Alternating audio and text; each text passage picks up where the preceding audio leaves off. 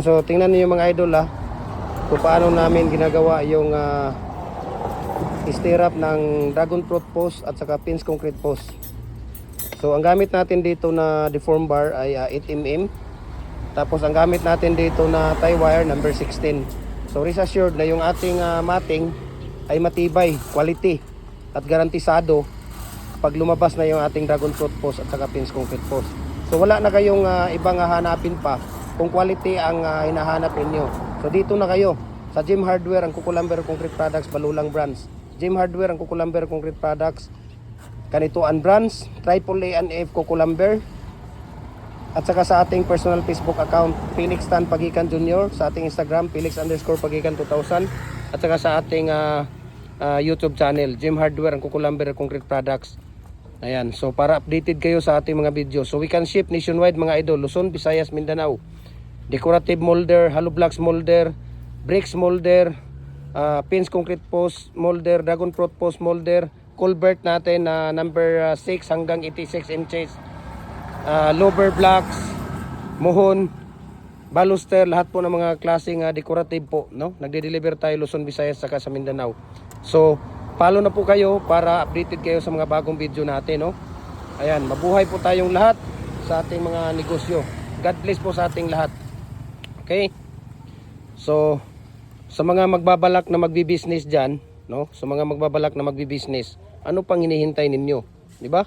Kung kayo ay hindi matuto at gusto ninyong matutong gumawa, manood lang kayo sa amin. Okay? Manood lang kayo sa amin.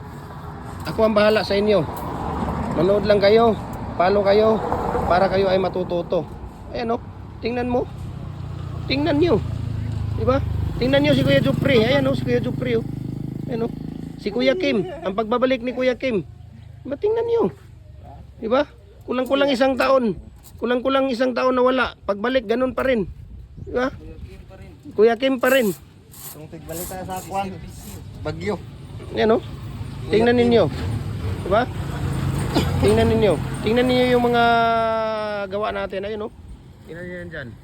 Yung ating mga dragon fruit, culvert natin, pins concrete post. Ayun, oh, ang dami, oh. Oh, di ba? Tingnan niyo, andan doon, oh. Di ba? Ang dami natin na tawag dito. Ayun, oh, ang dami nating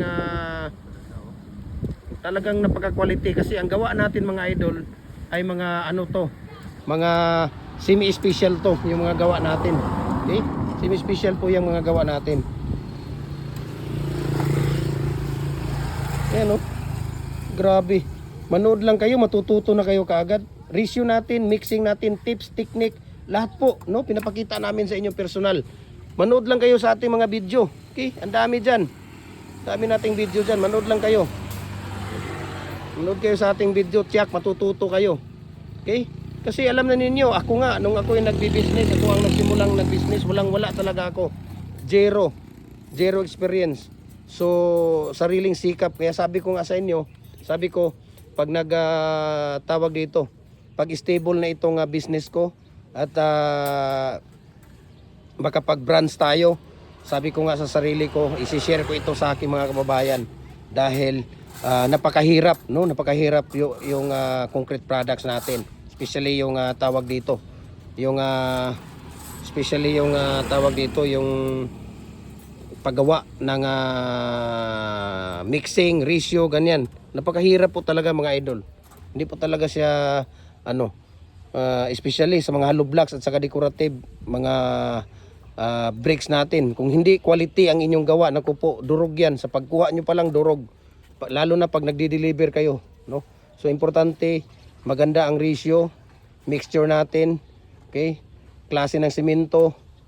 Ayan, so ang mga ginagawa namin dito mga idol, puro Portland. Portland cement po yan. Type 1 kasi medyo mura siya kaysa type 1, type 1P. No? Type 1P ang ginagawa namin kasi mura siya kumpara sa type 1. Okay? Pag wala naman talagang type 1P na Portland cement, any brand po siya basta Portland cement type 1P, okay yun. Pag walang type 1P, mahal kasi yung type 1, okay din yun. Pero sa paggawa namin ng bricks, hollow blocks, mga decorative, ang gamit talaga namin doon type 1 talaga na Portland cement. Hindi kami gumagamit ng type 1P, no? Type 1 talaga ang ginagamit namin. Kaya Napaka-quality. Dito lang yan sa Jim Hardware Kukulamber Concrete Products. Ayan, no? Pag pupunta ka ng SM, galing ka ng Ipunan, nasa kanan siya. Pag pupunta ka ng Ipunan, nasa kaliwa po yung tindahan natin. Ayan, no? Makikita ninyo. Ayun yung tulay doon. Bridge. Bulao Bridge. Nandoon. Going to SM yan yung nandoon. Okay?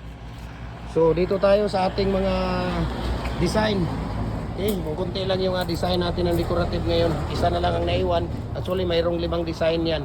Okay? Mayroon tayong 4 na double, mayroon tayong 5 mayroon tayong 4 na single, mayroon tayong double na 4, mayroon tayong 3 and a half, commercial at saka standard. Ayan, bar brakes. Okay? So ang dami natin ditong mga lower, ayan, lower blocks for ventilation. Okay? So ang dami natin dito. Ayan, meron tayong muhon doon. So ang dami natin dito mga stock. Ano pang hinihintay ninyo? Diba? Just PM nyo lang ako. PPM nyo ako. At isi-share ko sa inyo ang price list at saka shipping details. Hindi po ko nagbibigay ng presyo doon sa mga video natin. Dahil minsan yung bakal natin tumataas, minsan bumababa. Kaya pag tumataas or bumababa tapos biglang tumaas, nagbigay na ako sa inyo ng presyo, ayun, magagalit na naman kayo kasi sabihin na naman ninyo sa akin, sir, nagbigay ka sa akin ng presyo nung nakaraang linggo, ganito ang presyo, bakit ngayon ganito na naman ang presyo mo? Dahil mataas ang bakal, no? Steel plate natin, deform bar natin, yung tie wire natin, no? Puro bakal po yan. So pag mataas ang presyo, yun na po tayo, no? Tataas po tayo doon. Okay? Maraming salamat and God bless po sa ating lahat.